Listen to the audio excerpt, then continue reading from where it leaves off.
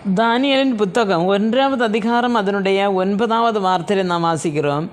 தேவன் தானியேலுக்கு பிரதானிகளின் தலைவனிடத்தில் தயவும் இரக்கவும் கிடைக்கும்படி செய்தார் என்று காணப்படுகிறது. அருமையான தேவனுடைய பிள்ளைகளே, அப்போது தேவனுடைய கண்களில் தயவும் இரக்கவும், பிரதானியின் கண்களில் தயவும் இரக்கம் கிடைக்கும்படி செய்தார் என்று காணப்படுகிறது.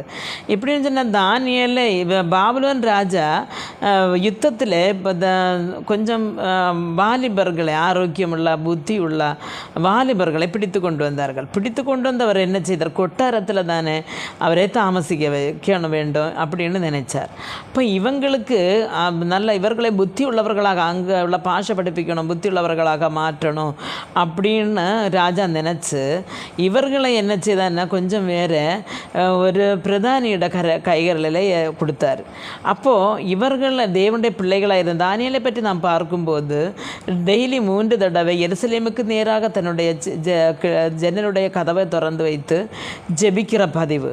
அப்படி தேவ பக்தனாக இருந்தவன் தன்னுடைய இந்த அந்நிய தேசத்திலே தன்னுடைய தேவனுக்கு இஷ்டமில்லாத ஒரு காரியம் செய்யக்கூடாது என்று நினைத்து அவன் என்ன செய்கிறான்னு சொன்னால், இந்த அவருடைய அங்கே பரிமாறப்படுகிற அந்த இது மீஞ்சும் ஒன்றும் எனக்கு தேவை இல்லை அப்படின்னு சொல்லுகிறார். அப்போ தேவனுடைய பிள்ளைகளை அப்போ அந்த பிரதானிட்டு சொல்லும் பொழுது பிரதானிக்கு பயம் தோன்றுகிறது. ஏன்னு சொன்னால், அப்போ இதில் திராட்சரசம் பானம் பண்ணும்போது ராஜ போஜனமும் திராட்சரசம் பானம் பண்ணும்போது தன்னுடைய உடம்பு தீட்டுப்பட்டு போகும் அப்படின்னு தானியேல் நினைக்கிறார். அப்போது அதை பிரதானிகிட்ட சொன்ன பொழுது பிரதானிக்கு கண்களில் தயை கிடைக்கும். அப்படின்னு அது கொடுக்காம தயை கிடைப்பதற்கு கர்த்தர் கிருபை செய்தார் என்று காணப்படுகிறது. அருமையான தேவனுடைய பிள்ளைகளை, இந்த பூமியில் நமக்கு பலவிதமான தேவைகள் இருக்கிறது, வேதனைகள் இருக்கிறது. அப்போது அது கர்த்தருடைய கண்களிலிருந்து தயை கிடைக்க வேண்டுமானால் தானியேலை போல நாம் இடைவிடாமல் ஜெபிக்கிறவர்கள் இருக்க வேண்டும். எந்த காரியம் வந்தாலும் என்ன நேர்ந்தாலும் நாம் ஜெபத்தை மட்டும் என்ன செய்யக்கூடாது, விட்டுவிடக்கூடாது.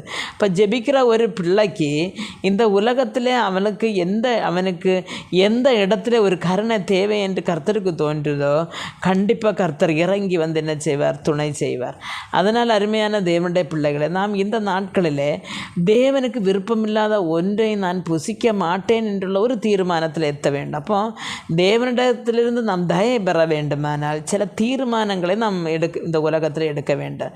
அப்போ இப்படிப்பட்ட ஒன்று நான் சாப்பிட மாட்டேன், தேவனுக்கு பிரியமான மகளாய் இருப்பேன் என்றுள்ள அல்லது மகனாய் இருப்பேன் என்றுள்ள ஒரு தீர்மானம் உண்டானால் கர்த்தர் கண்டிப்பாக உங்களை உங்கள் குடும்பத்தையும் கைவிடவே மாட்டார். அவர் கடைசி வரியை நடத்தி விடுவார். அவருக்காக அப்படியுள்ள ஒரு நடத்துதல் நம்முடைய வாழ்க்கையில் கிடைக்க நமக்கு கர்த்தரோடு ஜெபிப்போம். ஆமென்.